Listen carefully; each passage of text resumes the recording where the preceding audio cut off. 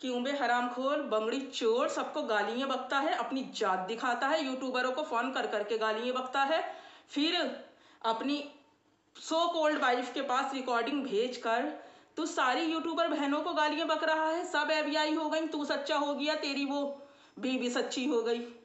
और जब तेरी बीबी के पास ये रिकॉर्डिंग एक जमाने से थी तो मैं बंगड़ी चोर, अबे चोटे, मुझे ये बता, जब तेरी बीबी के पास ये तेरी रिकॉर्डिंग एक जमाने से थी तो अब आकर पत्ता क्यों खेला तेरी बीबी ने?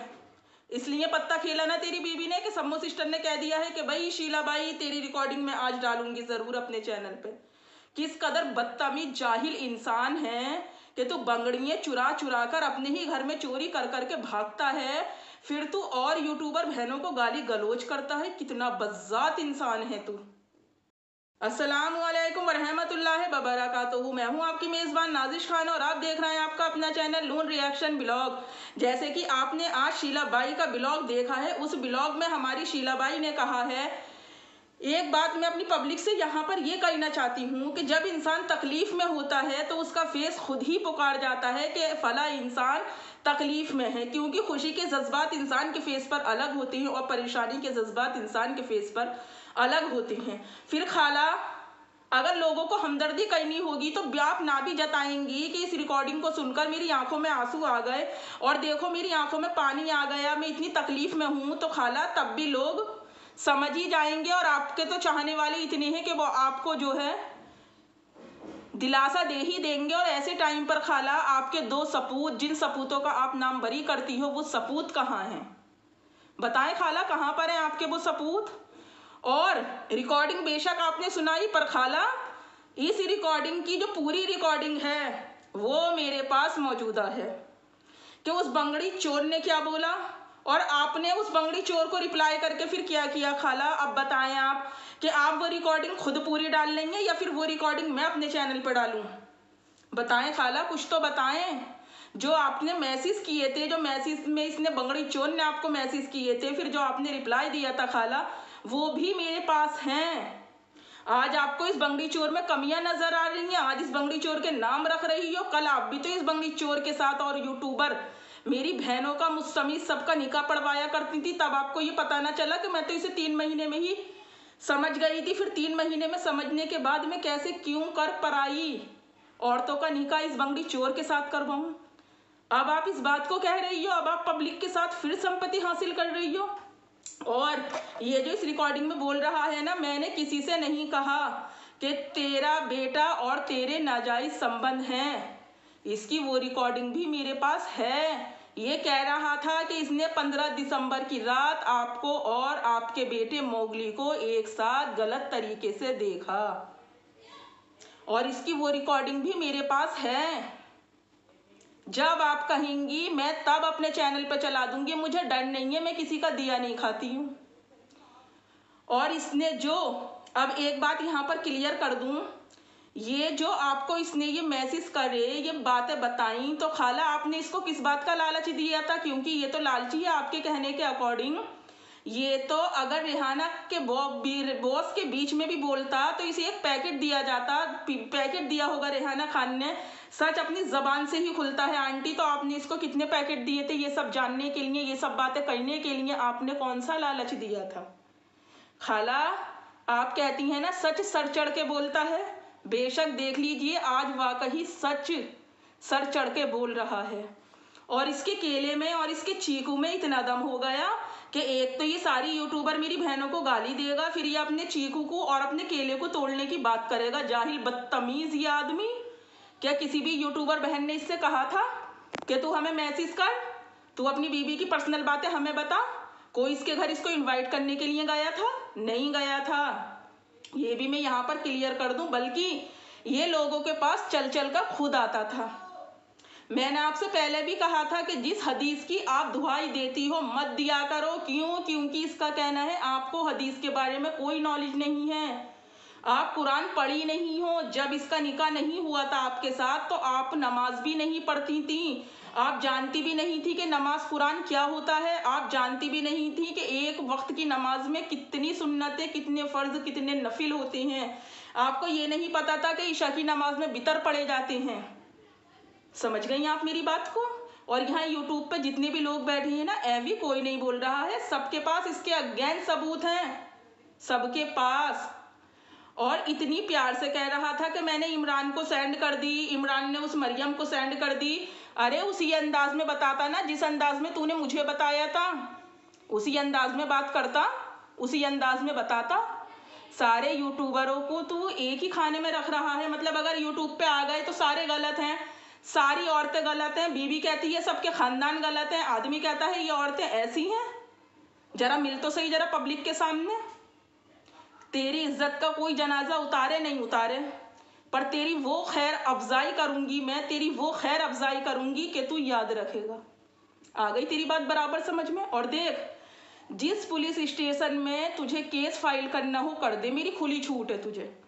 और जहां पर भी तुझे मेरे नाम का पर्चा फाड़ना है ना, फाड़ दे, खुली हुई छूट है, खुली हुई छूट। और तू चला गया यहाँ से बचकर, समझ गया ना। तू बॉस को कह रहा था मुझे मर्डर की धमकी दे रही है, तो तू चला गया यहाँ से बचकर।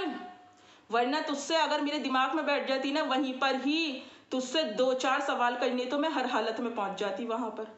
जिस बात के लिए मेरे ऊपर उंगलियां उठी, मेरे ऊपर सवाल उठाए गए, समझ गया ना। अपनी औकात में रह ले, अपनी हद में रह ले।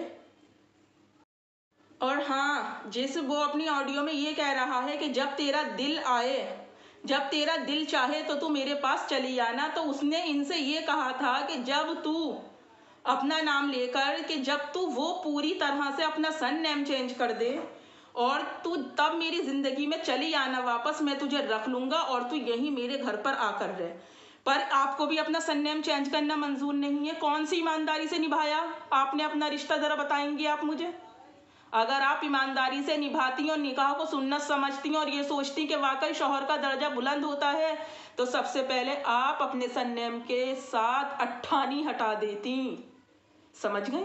जब पब्लिक ने आपको बार बार आपको ट्रोल किया, आपके ऊपर सवाल उठाए, तो आपने क्या कहा कि सारे लोग माँ बेटे के रिश्ते पे सवाल कर रहे हैं। रिश्ता कोई सा भी हो, जब तक वो हद में रहता है तो वो रिश्ता कहलाता है, और जब वो बेहद पहुंच जाता है तो वो रिश्ता नहीं कहलाता है। वो रिश्ता चाहे माँ बेटे का हो, वो चाहे भाई बहन का हो, पर वो अगर शक वाले काम करोगे तो वो शक की ही कैटेगरी में आएगा रिश्ता, बिना शक वाली कैटेगरी में नहीं आएगा। ये भी मैं आपको बता दूं। तो आज काय को पब्लिक की संपत्ति लेने के लिए बैठ रही है। वो दूध का धुला था, इतना प्यारा था, इतना खूबसूरत था, सब लोग जलते थे, सब उससे शादी करना चाहते थे। अभी भी 2 दिन पहले क्या कहा था कि तुझे सूरत का माल अच्छा लगता था।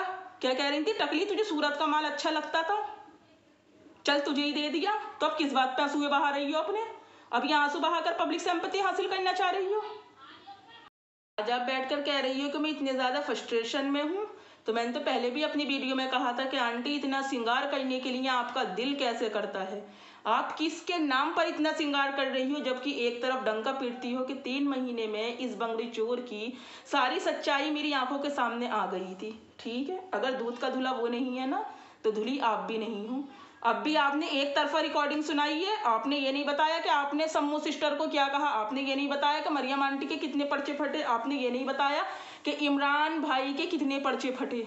तो वो भी क्लियर करें आंटी। बुरी बात है, कब तक एक तरफा गेम खेलोगी, कब तक एक तरफा ही लोगों का सी बनाओगी। जब रेहाना खान बॉस के ये भी पता था कि बंगड़ी चोर जो है तो ये चोर है, ठीक, फिर उसके बाद भी आपने जो है बंगड़ी चोर का रिलेशन रेहाना खान बॉस से लगाया।